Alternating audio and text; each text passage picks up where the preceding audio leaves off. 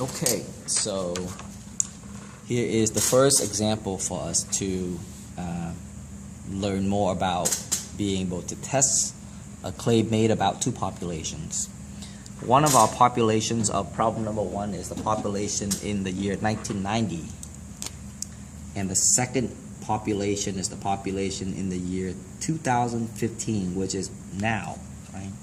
So perhaps our study focus on which population use more illegal drug.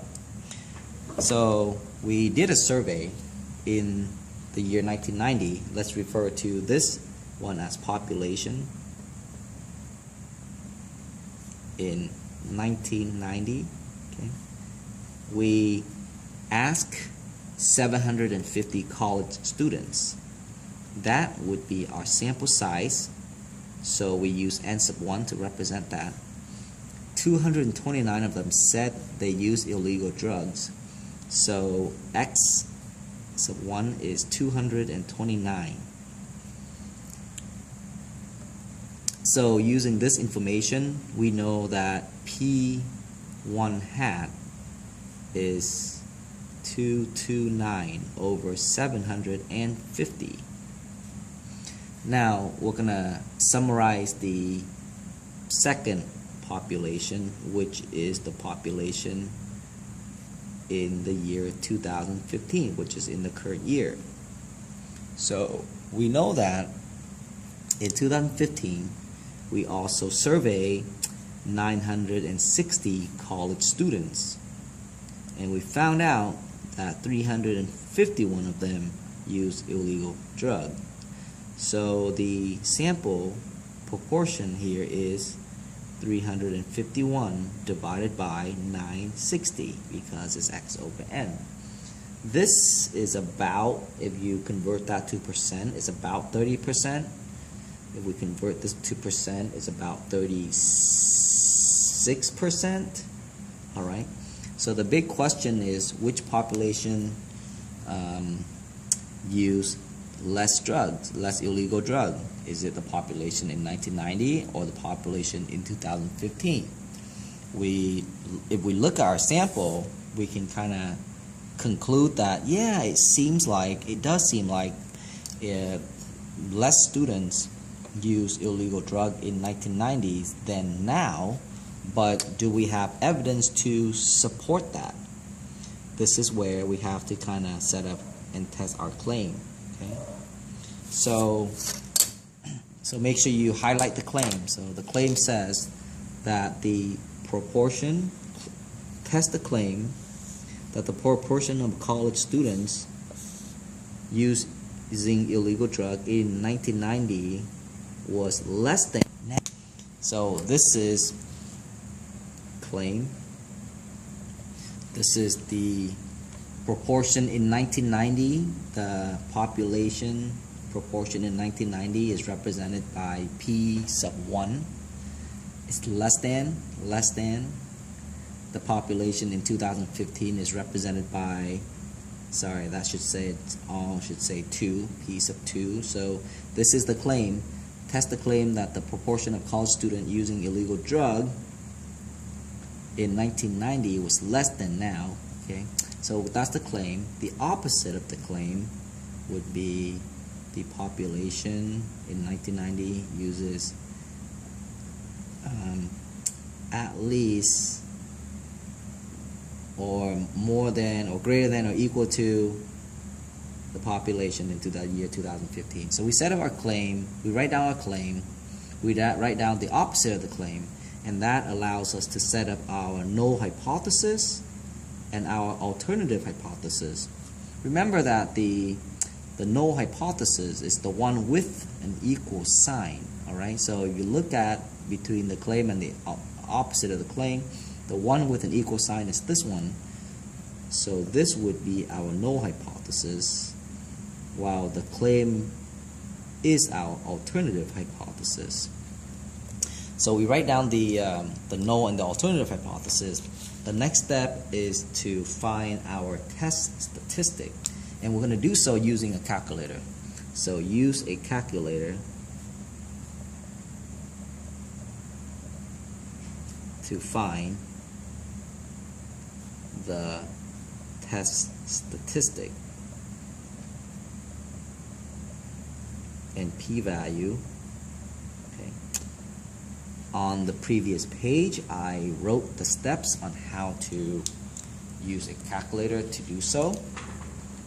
We start by hitting stat, sliding over the test, slide down to 2 proportion z-tests. Okay. And then we enter the data that we have summarized over here carefully and slowly. X sub 1 is 229, so 229. N sub 1 is 750. X sub 2 is 351. N sub 2 is 960. And then we select our alternative. Since our alternative contains a less than symbol, select the less than, hit enter, slide down to calculate, hit enter, and you're done. So it now have provided you with a z and also a p-value. Okay. Now here's what I want you to do. I want you to identify the z value as -2.61 and the p-value as 0.00, in this case 0.004. Okay, and then because we're using the calculator to find the p-value and the z-value, which means that we're staying away from the table, and sometimes that can be a disadvantage in terms of understanding, like what are you really doing, what are you really accomplishing. So to make things a bit more clear for you, I'd like you to use a calculator for this, but draw a normal graph, label that 0, and then label the number -2.61 right there. And we want to shade to the left. Okay, so you want to shade this region, and so the p-value that you found is that area.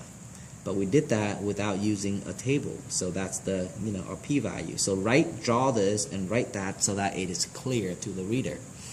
Notice that here's the average. This is very far from the average. So now we know that we're testing it at 5% significant level, so we know that alpha is equal to 0.05 and our p is equal to 0.004004. So we know that p is clearly less than alpha. Now we write the final conclusion. So we reject the null. Okay, remember this is the null. Okay, we reject this. This is our claim. Okay, this is our claim. There is evidence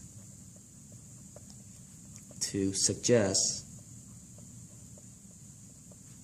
that the proportion using illegal drug in 1990 was less than now. Because we're rejecting this, that means that we're accepting the alternative, which is the claim, and the claim is that the proportion of college students using illegal drug in 1990 was less than now, which is true because we have evidence to suggest that. Okay. The next step here is to construct a confidence interval of estimate of the difference between two population proportion and write an interpretation. So we're going to construct this confidence interval using a graphing calculator. Remember that the confidence interval looks kind of like this. It's the difference between the first population and the second population. is between